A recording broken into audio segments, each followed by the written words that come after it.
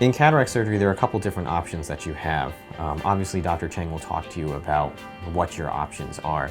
Not everyone is a candidate for every single lens, but there are many lenses out there that allow you to get the vision that you want.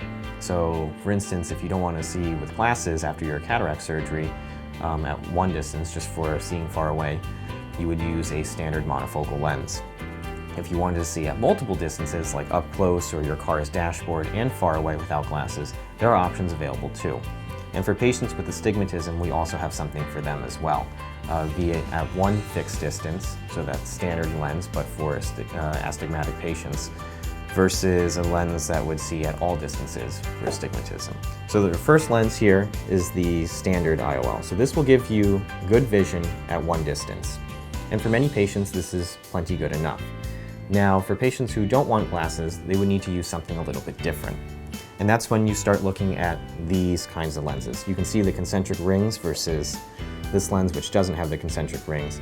So these concentric rings allow you to see at multiple distances. So this is a multifocal intraocular lens.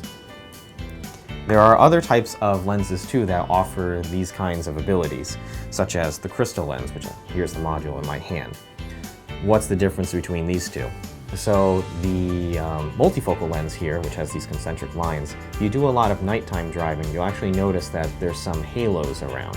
And the reason for that is because when we're looking through these lenses, light will sometimes refract off of these little concentric rings.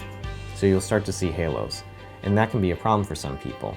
So for those who do a lot of nighttime driving, we recommend the crystal lens. And the way this works is actually very similar to how your natural lens works right now. So this sits in the back of the eye, and the way your normal lens works is by actually tugging on this lens to focus in and out of the plane of focus. So you're reading up close or you're looking far away, it focuses like that. And because of the way that this works, there's no concentric rings. So that's why it's great for people at nighttime. You don't have the same concentric ring problem as well. So for patients who have astigmatism, we generally recommend the toric lens.